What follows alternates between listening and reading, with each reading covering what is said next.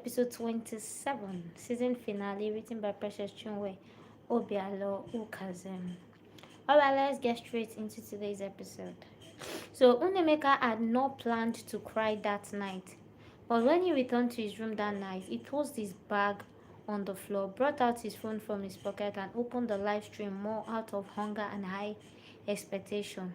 He didn't like the fact that he missed this year's conference, but he had no choice than to bring the conference to his room.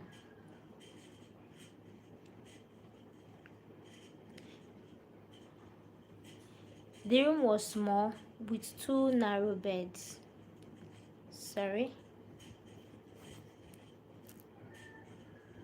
The room was small with two narrow beds, two reading tables crowded with textbooks, a flickering bulb that hummed softly above his head. Outside, students laughed somewhere down the corridor, life moving on as usual. He lowered himself onto the bed, phone propped against a stack of notes, headphones in place. At first, he watched casually as other activities were going on. He enjoyed the worship and even hummed along. But when Uchenna came up and started speaking, something shifted, even through the screen. He watched as Uchenna turned from the pulpit to honor his father, Apostle Namdi, and Unemeka from his chest tightened. He had grown up around ministry language, honor, father, sons. He had heard the words before, but this was different. It wasn't ceremonial, it was weighty, real. As the applause rose in the auditorium, Unemeka found himself sitting up straighter in his bed as though someone had called his name. By the time the theme was announced, Thy Kingdom Come, his notebook lay open on the mattress with a pen in his hand. When Uchenna spoke about alignment, about authority responding to submission, the words cut through the thin walls of his room and landed somewhere deep in his spirit. He reached up unconsciously and turned the volume higher. Something inside Unemeka began to ache. He had prayed for years to be used by God. He had fasted, served, maybe not enough. He had shown up, but underneath it all, he still wanted control over his future, his career, his reputation. The memory of the meeting earlier that evening with his fellowship president resurfaced suddenly, uninvited, and his response, I don't think I am ready, resounded. He saw and heard the testimonies of healing that erupted on the screen, wheelchairs abandoned, bodies convulsing under the power of God. His heart desired such a dimension. That's exactly how he desired to be used of God, and even more. But when Uchenna said, the kingdom does not respond to begging, it responds to alignment, Nemeka felt heat rise suddenly in his chest. Alignment, not convenience, not readiness, and definitely not preference. He paused the stream. His hands were shaking as he felt the weight of what God was speaking to his heart. God's word was confirming what his fellowship president said earlier. Some callings don't feel like promotions, they feel like interruptions or disturbance. The president had said, and now he was hearing God saying something similar. Alignment, not convenience, not readiness, not preference. He could literally hear God telling him to align himself with his will and accept the leadership position as the campus president of his fellowship. He pressed play again and continued to watch until when the altar call came. I am not calling you to receive, I am calling you to surrender. Uchenna had said, and Unemeka slid off his bed without realizing it. His knees hit the cold, tiled floor of his room hard. He didn't plan it, his body responded before his mind agreed. As people began to walk forward physically to the altar at the potter's place, Unemeka bowed his head alone in his room, his phone now face up on the bed. Uchenna's voice filling the space. Crowns, Uchenna said. This altar is for crowns. Unemeka broke down. Tears fell freely, soaking the collar of the shirt.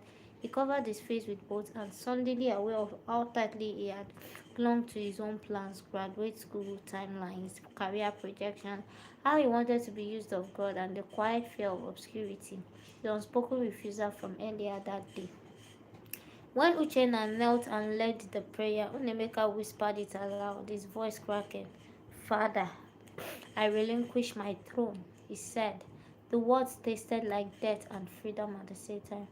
As the power of God swept through the physical altar, something invisible but undeniable entered his room. The air felt thick and charged. His breathing changed. A pressure settled on his shoulder, not crushing but weighty, like responsibility being placed rather than removed. Then it happened. Uchenna stopped before a young man on the screen and said, "The Lord said I should tell you, I marked you before you doubted me." When Emeka gasped sharply, it felt as though the words had been spoken directly into his chest. His body jerked once, involuntarily, and he collapsed forward, forehead pressed against the floor. "Before you doubted me, before the polite rejection, before the fear disguised as wisdom, before your careful calculation to stay hidden." He could hear God flogging him with his words that exposed his innermost thought. Memories rushed in, moments he had dismissed as imagination, a childhood burden for broken systems and desire for power, a strange grief whenever injustice went unchecked, and the silent longing to protect and help relieve people of their suffering, a pull towards responsibility he had tried to suppress for safety. "I marked you before you doubted me." He heard God telling him, and he began to sob, not loudly but deeply, like something long buried had been unearthed. When Uchenna spoke about some people being sent to systems, education, governance, technology, Unemeka lifted his head slowly. His tears blurred the screen, but the spirit was suddenly clear. "This is why I'm here," he realized. Not just to survive school, not just to get a degree, and not just to sit comfortably in the crowd or behind the keyboard when leadership called his name.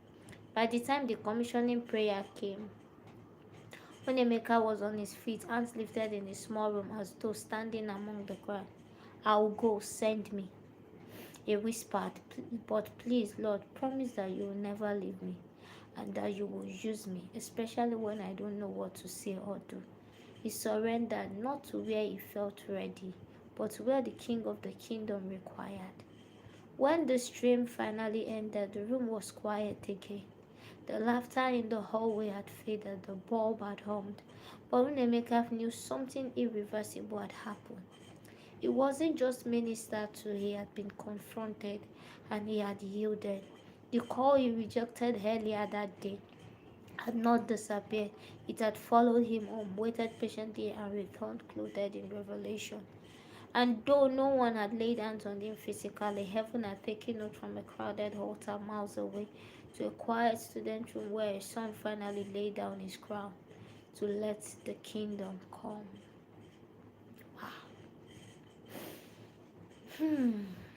Let thy kingdom come. It's not about readiness, it's not about convenience at all. Neither is it about preference.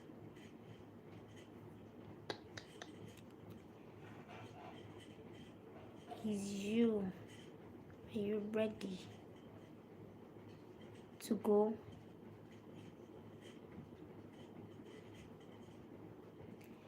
It's not about convenience, it's about alignment. Are we ready to align? And the Lord help us. Thank you very much for watching today's episode. God bless you and see you in the next episode.